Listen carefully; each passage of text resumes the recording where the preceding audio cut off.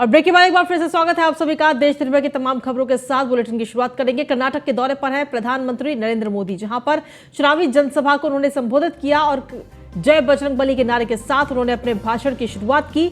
और इस दौरान कांग्रेस पर भी जमकर बरसते हुए प्रधानमंत्री नरेंद्र मोदी नजर आए। कांग्रेस के घोषणा पत्र में बजरंग दल के बैन पर पीएम ने कहा कि कांग्रेस राम और हनुमान विरोधी है। तो ये तमाम बातें प्रधानमंत्री नरेंद्र मोदी की तरफ से कही गई है। कर्नाटक में लगातार चुनाव प्रचार किया जा रहा है और ऐसे में राम और हनुमान का नाम भी अब कहीं ना कहीं चुनाव प्रचार में सामने आ चुका है। कांग्रेस पर जमकर बरसते हुए इस दौरान प्रधानमंत्री नरेंद्र मोदी नजर आए।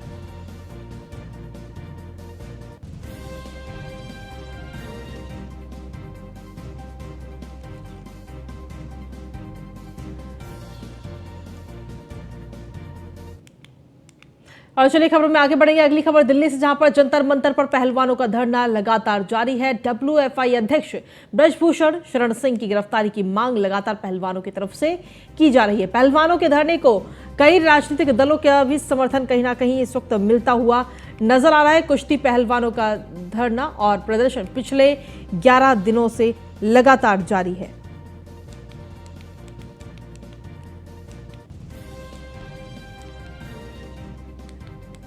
वहीं आपको बता दें कि प्रदर्शन के समर्थन में पहुंचेगी नॉर्थ इंडिया की सबसे बड़ी खाप पंचायत। 360 खाप पंचायत प्रमुख सहित इससे जुड़े गांवों के प्रधान इस धरना प्रदर्शन में शामिल होंगे, क्योंकि कहीं ना कहीं पहलवानों की तरफ से ये कहा गया है कि जो भी राजनीतिक दल हैं वो भी इन पहलवानों का समर्थन करें, साथ दें। हालांकि इससे पहले जब धरना दिया गया था तो उस दौरान ये साफ कर दिया गया था कि कोई भी राजनीतिक दल को इस प्रदर्शन में शामिल नहीं होने दिया जाएगा।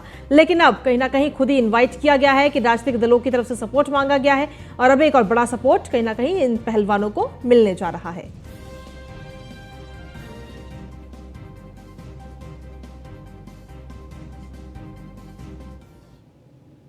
करीब 11 दिनों से दिल्ली के जंतर मंतर पर पहलवान प्रदर्शन कर रहे हैं। इन पहलवानों की मांग है कि जो कुश्ती महासंघ के अध्यक्ष हैं और बीजेपी सांसद हैं ब्रजभूषण शरण सिंह, वो कहीं ना कहीं इस्तीफा दे। इसके साथ ही पहलवान शुरू से ही मांग कर रहे थे कि बीजेपी सांसद पर एफआईआर दर्ज कराई जाए। हालांकि मामला सुप्रीम कोर्ट पहुंचा और दिल्ली पुलिस ने इस पूरे मामले में एफआईआर भी दर्ज कर ली है।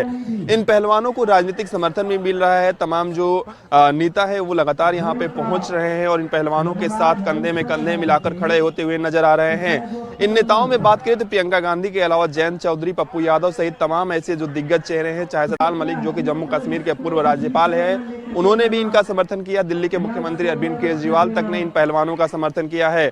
पहलवानों की संख्या में लगातार इजाफा हो रहा है जंतर मंतर पर और लगातार पहलवान यही कह रहे हैं कि हमारा किसी भी तरीके से किसी से राजनीतिक द्वेष नहीं है और कोई भी अगर कोई नेता यहाँ पे आकर राजनीतिक बात करता है या किसी भी तरीके के अनर्गल बयानबाजी करता है तो हम उसका समर्थन नहीं करते हैं। हमारी जो मांगे है कि ब्रजभूषण शरण सिंह के खिलाफ कार्रवाई हो और उसी मांगों के साथ हम यहाँ पे बैठे हुए हैं। आज भी तमाम खाप पंचायतों के पहुंचने का जो सिलसिला है यहाँ पे जारी रहेगा, क्योंकि पहलवानों को कहीं ना कहीं खाप पंचायतों का भी समर्थन मिलता हुआ नजर आ रहा है। अब इस पूरे मामले में देखना होगा खासतौर पे दिल्ली पुलिस क्या कुछ कार्रवाई करती है, वहीं केंद्र सरकार का क्या कुछ रुख रहने वाला है।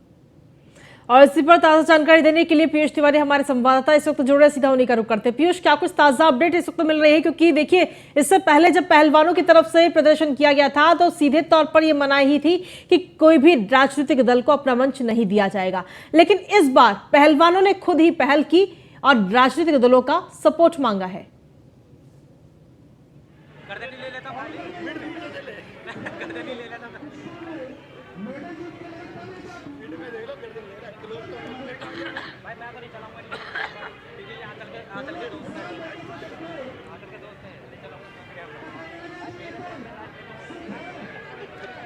बिल्कुल, अगर हम बात करें तो देखिए करीब 11 दिन हो गए हैं और पहलवानों का जो प्रदर्शन है जंतर मंतर पर जारी है। और इस वक्त हम आपको तस्वीरें दिखा दें किस तरीके से यहाँ पे हुजूम कहीं ना कहीं जुटता जा रहा है। और आमतौर पे आपने देखा कि जब दूसरा प्रदर्शन का पार्ट 2 शुरू हुआ तो यहाँ पे कम संख्या में पहलवान दिखाई दे रहे थे और लोगों की संख्या भी यहाँ पे कम दिखाई दे रही थी। सबसे बड़ी बात है कि अब प्रदर्शन का जो रुख है वो कहीं ना कहीं बदलता जा रहा है। आप देखिए ऊपर किस तरीके से पोस्टर में साफ तौर पर साक्षी मलिक के बारे में लिखा गया है कि उन्होंने देश के लिए और अंतर्राष्ट्रीय पदक कितने उन्होंने प्राप्त किए इसके अलावा आप इसके बगल में देखेंगे तो ब्रिजभूषण शरण सिंह के तमाम आपराधिक इतिहास को यहाँ पे दर्ज किया गया है पोस्टर में।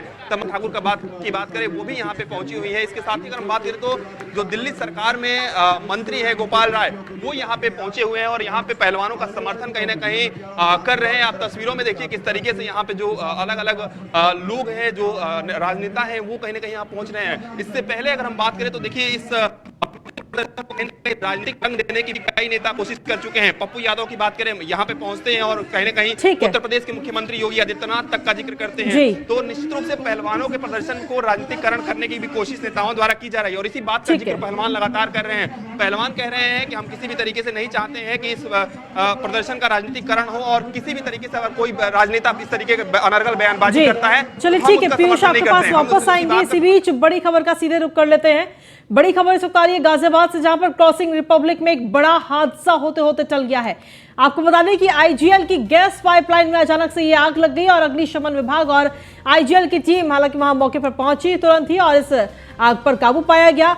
फिलहाल आग लगने के कारणों का पता लगाया जा रहा है, लेकिन कहीं ना कहीं बिल्डरों की लापरवाही आग लगने की वजह हो सकती है, ये भी जानकारी इस वक्त मिल रही है। क्रॉसिंग रिपब्लिक में काम करने वाले बिल्डरों की लापरवाही कहीं ना कहीं इसमें सामने आ सकती है। हालांकि ये आग किस वजह से लगी है इसका पता भी किया जा रहा है। ये तस्वीरें भी आपको दिखा रहे हैं। जैसे ही ये खबर मिली तो तुरंत ही अग्निशमन विभाग, फायर ब्रिगेड की टीम और साथ ही आईजीएल की टीम वहां मौके पर पहुंची और इस आग पर काबू पाया गया। आपको बता दें कि दिल्ली एनसीआर में अधिकतर घर आज की तारीख में ऐसे हैं जहां पर ये गैस जो है, रसोई गैस, वो पाइपलाइन के जरिए पहुंचाई जाती है। तो ऐसे में हादसों की खबर ये इस वक्त सामने आई है गाजियाबाद के क्रॉसिंग रिपब्लिक से, जहां पर एक बड़ा हादसा होते होते चल गया है। आईजीएल की पाइपलाइन में अचानक से ये आग लगी। इससे कहीं ना कहीं बड़ा हादसा हो सकता था, क्योंकि ये जो पाइपलाइन है वो कई सारे घरों में जा रही है। तो ऐसे में एक बड़ा हादसा होते होते फिलहाल आज टल गया है, लेकिन अब ये कोशिश की जा रही है जानने की कि आखिर ये आग कैसे लगी है, किसकी लापरवाही की वजह से ये भीषण आग लगी है। ये बड़ी खबर आप तक पहुंचा रहे हैं, लगातार ये तस्वीरें भी आपको दिखा रहे हैं। गाजियाबाद के क्रॉसिंग रिपब्लिक की ये तस्वीरें हैं जहां पर आईजीएल की पाइपलाइन में ये भीषण आग लगी। जैसे ही इसकी जानकारी मिली तुरंत ही अग्निशमन विभाग और साथ ही आईजीएल की टीम को इसकी जानकारी दी गई। मौके पर यह टीम पहुंची और इस आग पर काबू पाया गया। फिलहाल क्रॉसिंग रिपब्लिक में यह बड़ा हादसा होते होते टल गया।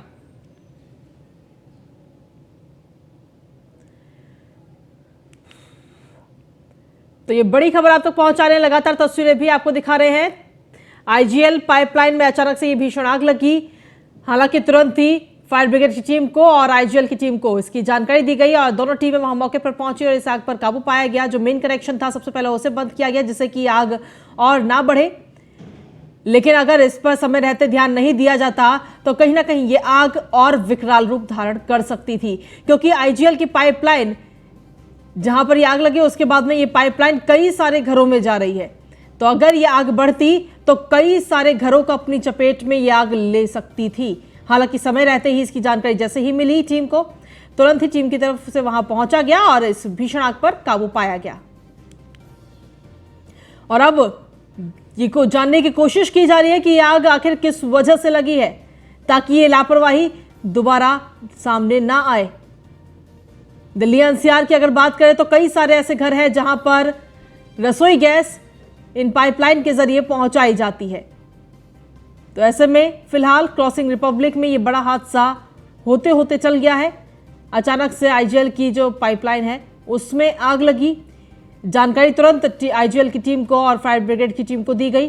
टीमें मौके पर पहुंची और इस आग पर काबू पाया गया और जानने की कोशिश की जा रही है कि आखिर ये आग किसकी वजह से लगी है। हालांकि ये भी जानकारी मिल रही है कि कहीं ना कहीं बिल्डरों की लापरवाही इसके पीछे हो सकती है। अधिक जानकारी के साथ हमारे विशेष संवाददाता निशांत इस वक्त जुड़ गए हैं। निशांत, क्या कुछ ताजा अपडेट है आपके पास?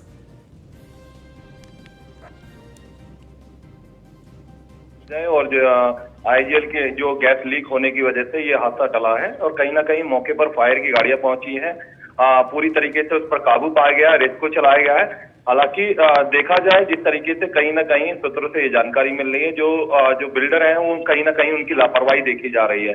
जिस तरीके से सोसाइटी बनाई गई है लेकिन उन्होंने किसी तरीके से वो बचाव के इंतजाम नहीं किए और कहीं ना कहीं इस तरीके की घटना लगातार होती रहती है। लेकिन हालांकि अभी स्पष्ट नहीं हो पाया कि किन कारणों से ये जो हादसा हुआ है। ठीक है, जिस तरीके से ये बताया जा रहा है, अगर समय पर टीम नहीं पहुंचती या इस बात की जानकारी अगर नहीं मिल पाती तो कहीं ना कहीं ये आग बहुत विकराल रूप ले सकती थी, क्योंकि पाइपलाइन जो कि कई घरों में आगे जाके जा रही है, तो कई घरों को ये आग अपनी चपेट में ले सकती थी। देखिए, कहीं ना कहीं कहा जा सकता है कि गाजियाबाद की जो फायर की गाड़ियां जब मौके पर पहुंची और कहीं ना कहीं तत्परता से इस पर इसको चलाया गया, आग पर काबू पाया गया। और जिस तरीके से देखा जाए, कुछ जो सूत्रों से जानकारी है, कहीं ना कहीं ये बिल्डरों की बड़ी लापरवाही हो सकती है, लेकिन अभी इसका कारण का स्पष्ट नहीं हो पाया कि किन कारणों से ये आग लगी और किस तरीके से लीकेज हुई। और कहीं ना कहीं ये देखा जा रहा है कि कहीं ना कहीं जो घोर तरीके से सूत्रों से जो जानकारी है, वो बिल्डरों की लापरवाही पर कहीं ना कहीं आशंका जताई जा रही है। ठीक है, चलिए, शुक्रिया तमाम जानकारी देने के लिए निशांत।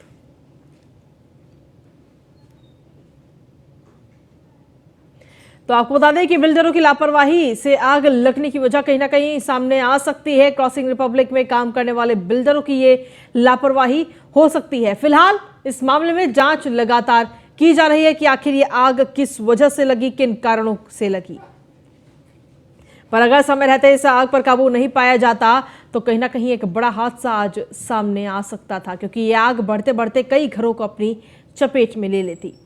गाजियाबाद की क्रॉसिंग रिपब्लिक से ये पूरी खबर आप तक पहुंचा रहे हैं, जहां पर आईजीएल की पाइपलाइन में अचानक से ये आग लगी और इसकी जानकारी तुरंत ही अग्निशमन विभाग को दी गई और आईजीएल की टीम को दी गई। तुरंत दोनों टीमें वहां मौके पर पहुंची और इस आग पर काबू पाया गया। और इसी के साथ चलिए वापस रुक करते हैं इसकी बड़ी खबर का। आपको बता दें कि दिल्ली में जंतर मंतर पर पहलवानों का प्रदर्शन जो है वो लगातार जारी है। 11 दिन हो गए इस प्रदर्शन को होते हुए और इस दौरान कई सारे राजनीतिक दलों को सपोर्ट भी कहीं ना कहीं मिल चुका है। पहलवानों को सपोर्ट मिला है। इससे पहले जब धरना हुआ था तब कहीं ना कहीं पहलवानों की तरफ से मना किया गया था कि हमें कोई राजनीतिक सपोर्ट नहीं चाहिए, हम अपने आप में काफी हैं। लेकिन अब जब दोबारा से ये प्रदर्शन हो रहा है तो खुद राजनीतिक दलों से अपील की गई है कि वो आए और पहलवानों को सपोर्ट करें। अब क्यों लगा रहे हैं और इतने दिनों से लोग कहां थे? ब्रजभूषण जी जानते हैं कि सरकार उनके साथ है, सरकार की ताकत उनके साथ है, डबल इंजन उनके साथ है, यूपी की इंजन अलग से उनके साथ है, भारत सरकार की इंजन अलग है, इसीलिए वो निर्द्वंद्व हैं। एक आखिरी सवाल इससे इतर रहेगा, माफिया अतीक अहमद की बात करें, अशरफ अहमद की बात करें, आपने भी सुप्रीम कोर्ट में याचिका डाली हुई है, क्या कुछ उस याचिका में है और अभी तक कितना वो पूरा मामला आगे बढ़ा? देखिए, याचिका में हमने यह कहा है कि उस मामले में प्रथम दृष्टया राज्य पोषित हत्या दिखती है, उस पर ध्यान दिया जाए। बिल्कुल। तो ये थे हमारे साथ पूर्व आईपीएस अधिकारी अमिताभ ठाकुर, जिन्होंने न्यूज इंडिया से तमाम सारे विषयों पर बात की। वीडियो राम त्रिपाठी के साथ पीयूष तिवारी, नई दिल्ली। तो आपको बता दें कि आज 360 खाप पंचायत प्रमुख सहित इससे जुड़े गांवों के प्रधान भी इस प्रदर्शन में कहीं ना कहीं शामिल होते हुए नजर आ रहे हैं। जंतर मंतर पर पहलवानों का जो धरना है वो लगातार जारी है। 11वें दिन भी ये धरना लगातार जारी है। डब्ल्यूएफआई अध्यक्ष ब्रजभूषण शरण सिंह को गिरफ्तारी की मांग लगातार पहलवानों की तरफ से की जा रही है। पहलवानों के धरने को अब लगातार राजनीतिक दलों का भी समर्थन मिल रहा है। आम आदमी पार्टी का समर्थन मिल चुका है, कांग्रेस का समर्थन मिल चुका है। कई नेता इन पहलवानों से मुलाकात करने के लिए जंतर मंतर भी पहुंचे हैं, जिसमें प्रियंका गांधी और अरविंद केजरीवाल का नाम शामिल है। और अब 360 खाप पंचायत प्रमुख सहित इससे जुड़े गांवों के प्रधान भी आज इस प्रदर्शन में शामिल होंगे, पहलवानों को अपना समर्थन देते हुए नजर आएंगे।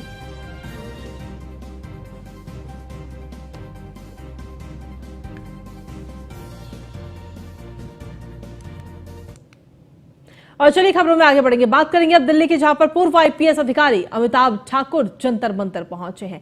पहलवानों का समर्थन करने के लिए अमिताभ ठाकुर इस वक्त जंतर मंतर पहुंचे और पहलवानों ने सबसे समर्थन की अपील की थी। आम आदमी पार्टी की सरकार में मंत्री गोपाल राय भी अब से कुछ ही देर में जंतर मंतर पहुंचेंगे। तो ये बड़ी खबर आप तक पहुंचा रहे हैं। अमिताभ ठाकुर इस वक्त जंतर मंतर पहुंचे हैं मुलाकात करने के लिए पहलवानों से। तो जंतर मंतर पर कहीं ना कहीं सपोर्ट अब मिलता हुआ नजर आ रहा है पहलवानों को।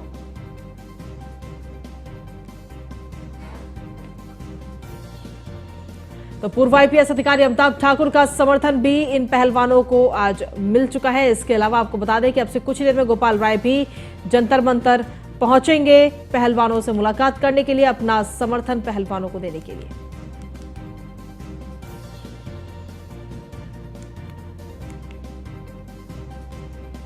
तो आप सरकार में मंत्री गोपाल राय अब से कुछ ही देर में जंतर मंतर पहुंचेंगे। तो जो धरना प्रदर्शन है वो लगातार जारी है और काफी संख्या में लोग वहां पर लगातार जुटते हुए नजर आ रहे हैं।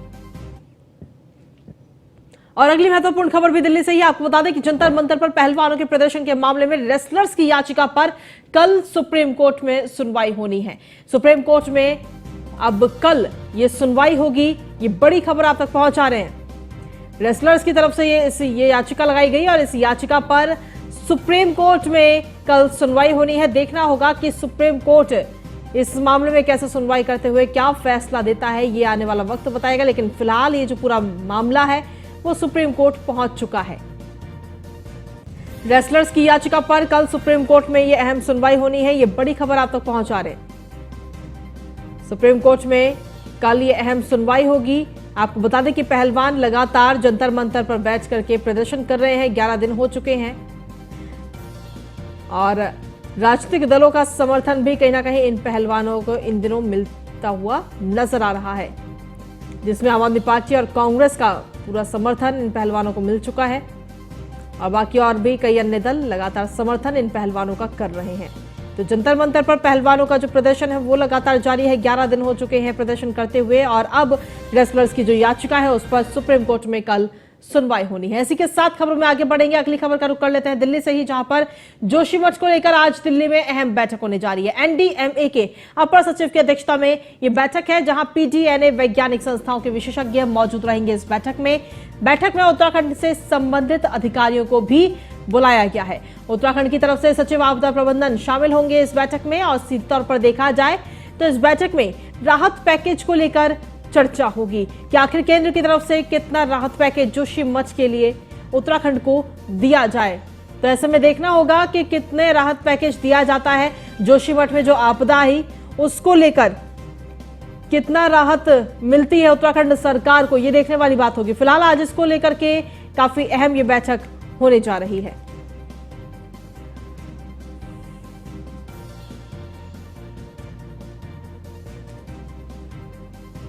और इसी बीच बड़ी खबर आ रही है लखनऊ से, जहां पर स्कूली छात्राओं से छेड़छाड़ करता हुआ एक वर्दीधारी नजर आया है। अपनी वर्दी को शर्मसार किया गया है। शहादत अली इस पुलिसकर्मी का नाम बताया जा रहा है। ये वीडियो भी आपको दिखाएंगे। दरअसल इंस्पेक्टर कैंट और एसीपी कैंट भी इसका फोन नहीं उठाते और खाकी की शर्मनाक हरकत से पुलिस विभाग लगातार इस वक्त बदनाम हो रहा है। सरेआम स्कूली छात्रा को हर दिन फॉलो करने का ये आरोप लगा है। एक महिला ने सिपाही की करतूत का वीडियो बनाकर वायरल भी कर दिया है। कैंट थाना क्षेत्र का ये पूरा वीडियो बताया जा रहा है और ये तस्वीरें भी इस वक्त आपको दिखा रही है। किस तरीके से देखिए खाकी को शर्मसार इस वक्त किया जा रहा है। इंस्पेक्टर कैंट और एसीपी कैंट फोन तक नहीं उठाते हैं। ये वीडियो आपको दिखाते हैं एक बार। अरे भाई करके रखा यही है क्या बताऊं। वीडियो बनाओ इसका, बना लिया। तुम्हारी गाड़ी में नंबर क्यों नहीं है? दीदी ये गाड़ी मेरी बैटरी वाली है। फोटो खींचा तुमने? हाँ फोटो है। बैटरी वाली में नंबर नहीं होता? नहीं होती दीदी। क्या समझते हो हम लोग? फोन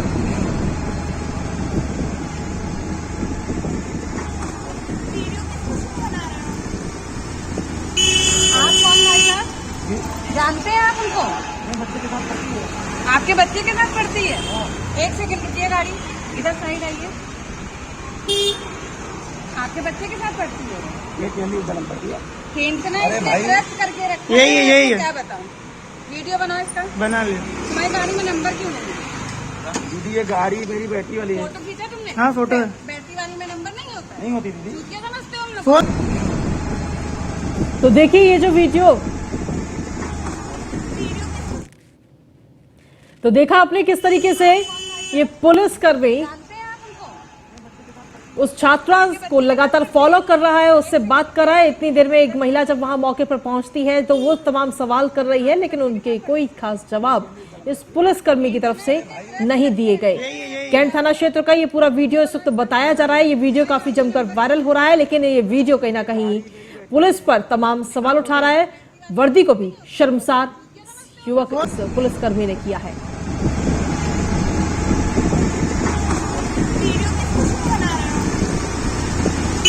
आप कौन भाई साहब? जानते हैं आप उनको? बच्चे के साथ पढ़ती है। आपके बच्चे के साथ पढ़ती है? एक सेकंड रुकिए, गाड़ी इधर साइड आइए। आपके बच्चे के साथ पढ़ती है? ये केंद्रीय जन्म पड़ती है। खींचना अरे इसने भाई, प्रेस करके रखा यही है, है, यही है। क्या बताऊं। वीडियो बनाओ इसका। बना ले तुम्हारी गाड़ी में नंबर क्यों नहीं है? दीदी, ये गाड़ी मेरी बेटी वाली है। फोटो खींचा तुमने? हाँ, फोटो है। बैटरी वाली में नंबर नहीं होता है? नहीं होती दीदी। चूतिया समझते हो हम लोग? फोन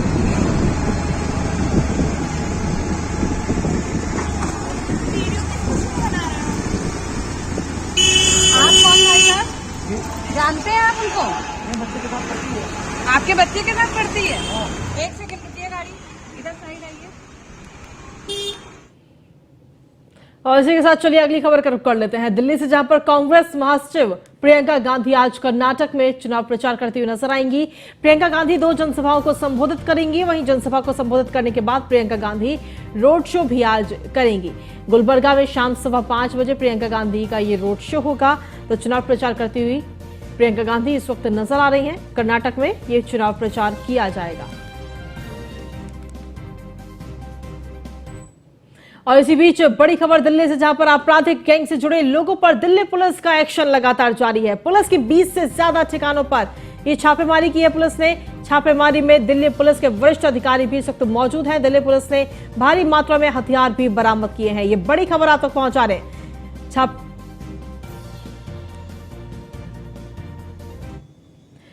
चलिए खबरों में आगे बढ़ेंगे। लखनऊ के इकाना स्टेडियम में आईपीएल मैच के दौरान विराट कोहली और एलएसजी के कोच गौतम गंभीर आपस में भिड़ गए। वहां साथी खिलाड़ियों के बीच बचाव के बाद भी मामला शांत हो गया, लेकिन स्टेडियम के बाहर सियासी गलियारे में इसको लेकर घमासान कहीं ना कहीं मच गया है, जहां कांग्रेस की प्रवक्ता सुप्रिया श्रीनेत ने ट्वीट कर गौतम गंभीर को आड़े हाथों लिया। कैसे, देखिए इस रिपोर्ट में। कर्नाटक में चुनावी महासंग्राम, राजनीति के मैदान में क्रिकेट की एंट्री, मोदी की आंधी या भारी पड़ेंगे गांधी, आरोपों का दौर, कौन बनेगा सिरमौर।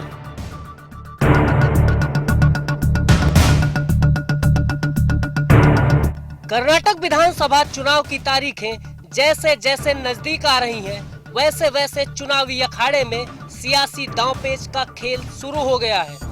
बीजेपी और कांग्रेस में जुबानी जंग की धार लगातार बढ़ती जा रही है।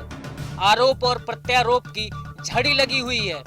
चुनावी समर में जुबानी जहर घुलता जा रहा है। सियासत के सारे मोहरे बिछ गए हैं और राजनीति के इस मैदान में क्रिकेट मैच की भी एंट्री हो गई है। तारीख 2 मई 2023, जगह तहजीब का शहर लखनऊ, मैदान अटल बिहारी वाजपेयी स्टेडियम इकाना। 2 टीमों के बीच आईपीएल मैच की भिड़ंत होती है। इस लो स्कोरिंग मैच में बेंगलोर की टीम लखनऊ की टीम को आसानी से हरा देती है। मैच के बाद दोनों टीमों के खिलाड़ी आपस में औपचारिक भेंट कर रहे होते हैं, तभी किसी बात को लेकर बीजेपी से सांसद पूर्व क्रिकेटर और लखनऊ के कोच गौतम गंभीर और विराट कोहली की तीखी बहस हो जाती है। इस बहस के बाद जैसे तैसे मामला शांत होता है। इस घटना के बाद मानो कांग्रेस इसी मौके की तलाश में थी। कहते हैं ना, डूबते को तिनके का सहारा होता है। ऐसा ही कुछ कांग्रेस के साथ भी है। कांग्रेसी नेता विराट कोहली से गौतम गंभीर की लड़ाई को कर्नाटक का अपमान बता रहे हैं। कांग्रेस आपदा में अवसर खोजने की पूरी फिराक में है। कांग्रेस प्रवक्ता सुप्रिया श्रीनेत ने गौतम गंभीर को सड़क छाप गुंडा तक बता दिया है। उन्होंने ट्वीट करते हुए लिखा कि गौतम गंभीर एक चुने हुए सांसद और कभी भारत की जर्सी पहनने वाले क्रिकेट खिलाड़ी हैं, लेकिन हाल के दिनों में उनकी हरकतें और खास तौर से आईपीएल मैच के बाद उनकी सड़क छाप गुंडई शर्मनाक है। काश कभी इतने आक्रामक तेवर उस जनता का भला करने में दिखाते जिन्होंने उनको चुना है। ये कर्नाटक में आगामी हार की बौखलाहट ही है। सुप्रिया श्रीनेत के ट्वीट की बौछार यहीं नहीं रुकी। उन्होंने कर्नाटक चुनाव को लेकर प्रधानमंत्री मोदी और कांग्रेस नेता राहुल गांधी की तस्वीरें शेयर की और लिखा, पीएम मोदी कर्नाटक में बच्चों से मिले। ये अलग बात है कि वो बच्चे तार के पीछे खदेड़कर खड़े किए गए थे। और एक ये है राहुल गांधी, दिल खोलकर बच्चों को न सिर्फ गले लगाया, हाथ थामा, जूते के फीते बांधे, गोदी ही नहीं कंधे पर भी बिठाकर लाड किया। बच्चों के साथ फोटो खिंचाना और उनके साथ रम जाने में अंतर होता है। श्रीनेत ने पीएम पर तंज कसते हुए कहा कि राहुल गांधी की नकल करना अच्छा है, पर उनके जैसी मोहब्बत आप नहीं कर सकते मोदी जी। कर्नाटक विधानसभा चुनाव में करीब हफ्ते भर का समय बचा है। चुनाव से ठीक पहले सभी राजनीतिक पार्टियां जनता को अपनी ओर खींचने में लगी हुई हैं। बता दें कि कर्नाटक में 10 मई को विधानसभा चुनाव होना है। मतगणना 13 मई को होगी। भारतीय जनता पार्टी के बाद कांग्रेस ने भी चुनावी घोषणा पत्र जारी कर दिया है। दोनों ही पार्टियों ने कई बड़े बड़े वादे किए हैं। एक दूसरे की घोषणाओं पर सवाल भी उठने लगे हैं।